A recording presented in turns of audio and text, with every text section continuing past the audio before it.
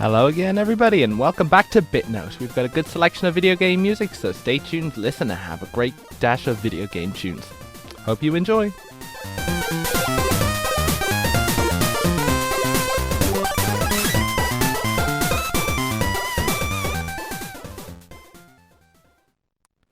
Hey everybody, and good to speak to you all again.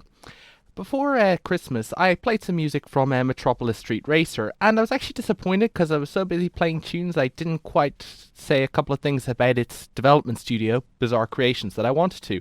So before I dive right back into that, I think I'll play another track from that game. It's called Redline. Of course, as I said, it's also by Richard Jacques, and of course it's from the game Metropolis Street Racer, released for the Dreamcast by Bizarre Creations. So, have a listen, and hope you enjoy.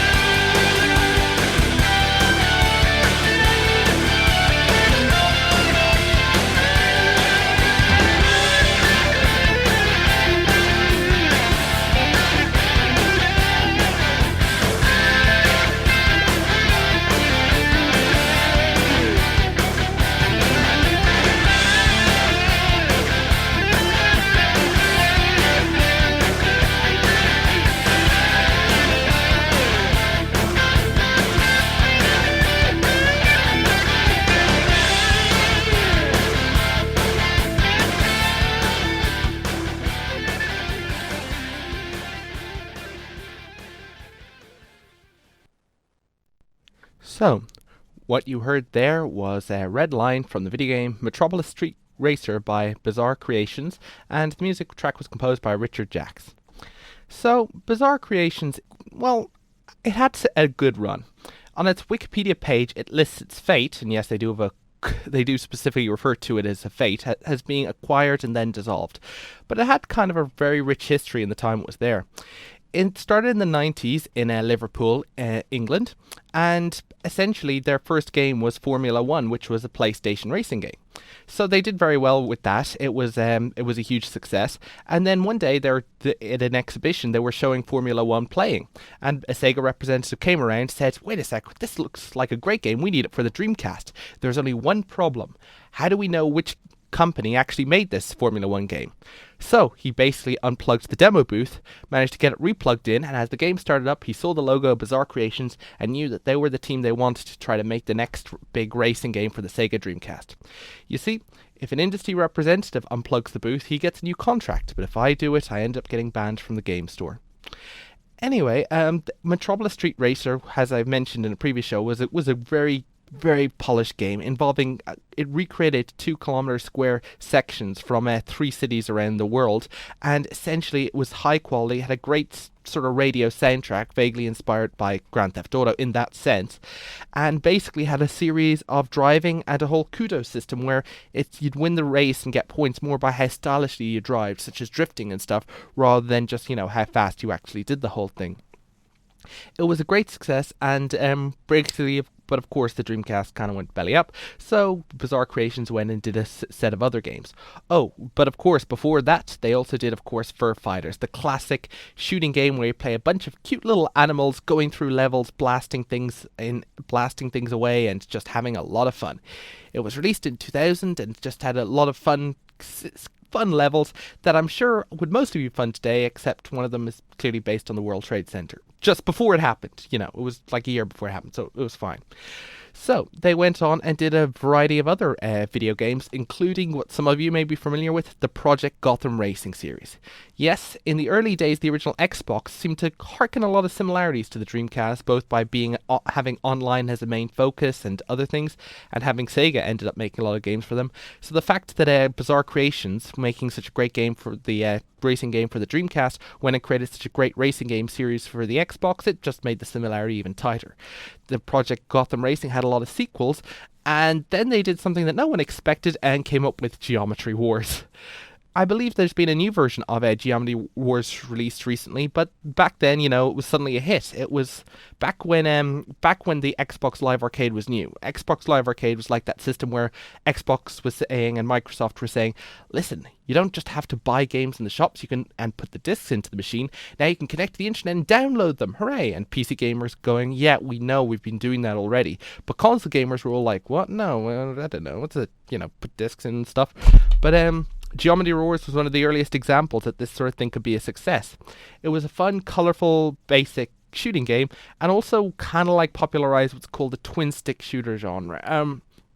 This is actually a genre of shooter that I really like, because basically you move around the thing around with one analog stick, and then you press the other analog stick, and when you press in that direction it shoots. So there's no button to press for shooting.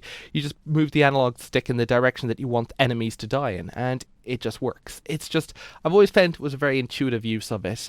Dual analog sticks have been a control thing that consoles have had for a while, and Geometry Wars was one of the ones that popularized a way of making this control scheme have a lot of shooty fun. And then of course there was The Club. The Club was a pretty classic game that I never played much, and I didn't really like that much. But some people really do like it. It's basically a shooting game where essentially there's this thing called a club where it's kind of like Fight Club, only it's like Shooting Club, and you go through all these areas and shoot people and blast people in the face and everything. A lot of people, I mentioned before about how the club seems to have inspired something in the Saints Row series called Professor Genki's Good Funtime Reality Climax, except in that show you're shooting all these bunch of furry creatures and stuff. It's actually fun. I think I found it more fun in Saints Row than I did The Club, which I feel bad for saying because I know a lot of energy and time and everything went into making The Club, but I just wasn't the keenest on it, so sorry about that. But there was The Club, and then they went Blur and so on. In 2007, they were acquired by Activision, and then unfortunately in 2010, it was dissolved. And that was it. Bizarre Creations, the great British developer that will create a lot of fun and a lot of good games, was now dissolved, but their legacy remains. And I think it's kind of sad, and I think it's sort of annoying how often these companies get acquired and then you can make a whole list. I tried making a list of all the companies that end up being bought out and then completely dissolved within a few years of this happening. Everything from that company that made Halo Wars to Pandemic Studios to so on and so forth. It seems like when a lot of these things buy out these companies, it's like, yeah, it'll be great to have. And then a few years later, oh, I'm bored with it. New toy now, throw it away. Oof. And then when that happens, you've got a great, often dedicated team who are off doing new things. But to do new things that the team from Bizarre Creations did, I believe there's at least 4 startup companies that are formed by the founders of Bizarre Creations, all had different things going with them, and one of them even continued to develop the most recent Geometry Wars game. So, there's always this ending and rebirth, and I wish the best of luck to all of them, and thanks for the games. So I've got one of the track from Metropolis Street Racer, also by Richard Jacques, but if I have time left at the end of the show, I'll play it. But for now, I think I'll move on to the music track of a completely different game, and one that's fun and energetic, and of a certain gaming series that you probably know I like if you follow the show at all. So, I think it's time for A New Day.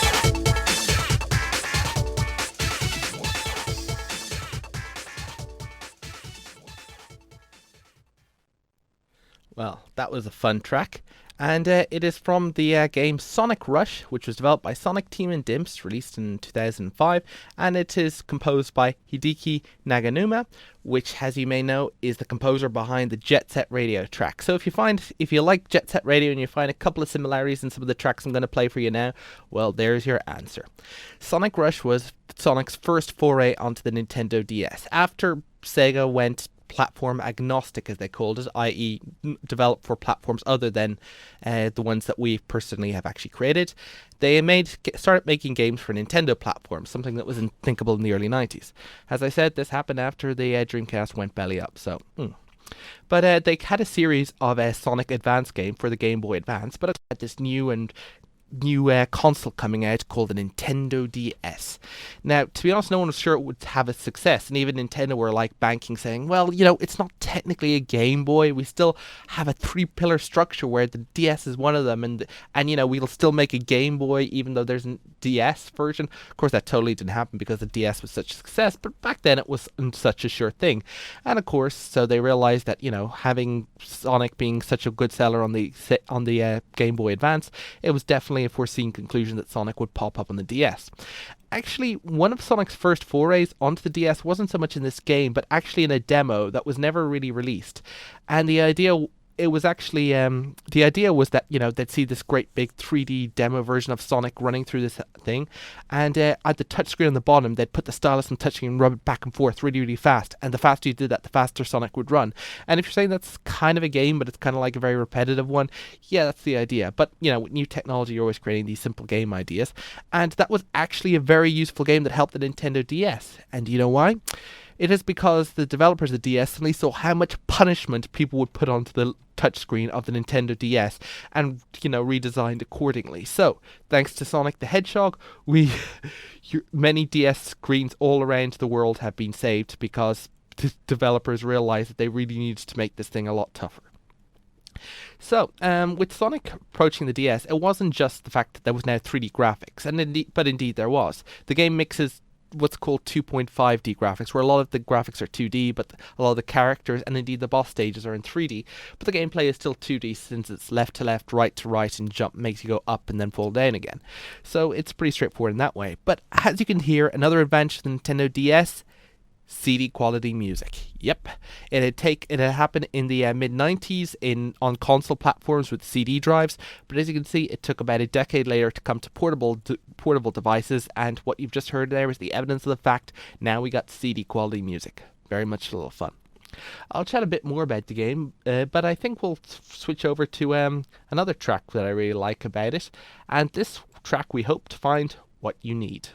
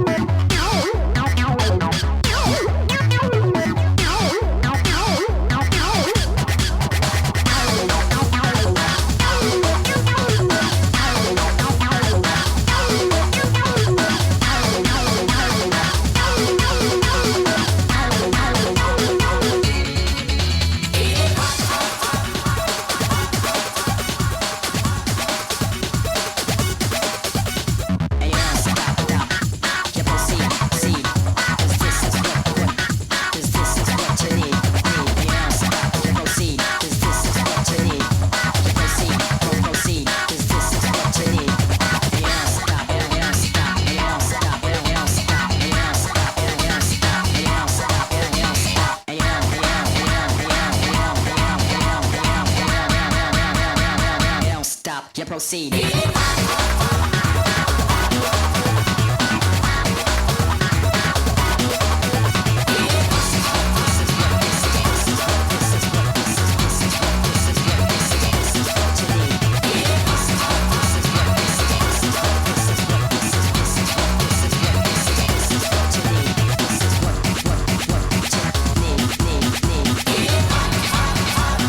This is what you need, what you need.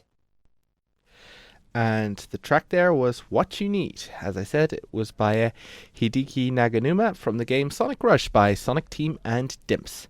As I said there, Dimps was, of course, a developer, third party, which Sega tends to work with a fair bit, especially for developing platform Sonic games.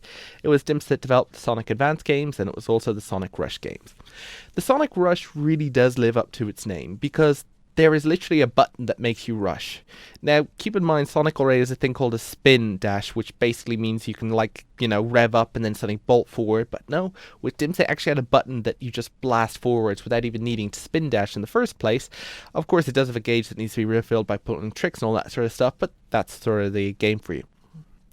One of the other things that the game is known for is introducing Blaze, who's a character who's popped up a lot of times in Sonic games since then, and also I'll also remember how this game suddenly seemed to introduce her as a visitor from an alternate dimension. And then about less than a year later, Sonic 2006 comes out and says, oh, wait a sec, Blaze is actually from the future. So just an example of how Sonic really, really doesn't keep up with continuity very well. I'm going to play some Wrapped in Black. It's from the game's penultimate boss stage.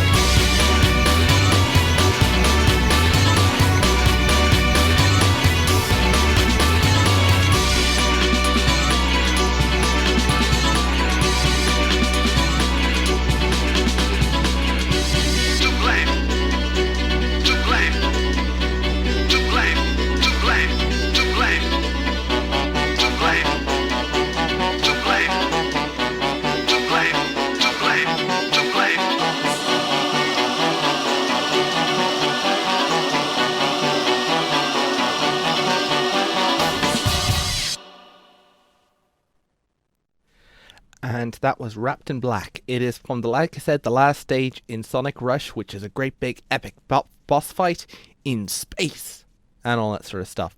The game is essentially how do you play as both Sonic and has Blaze, and you play through the whole game as one character, and then through the whole game as another character with slightly different remixed background music.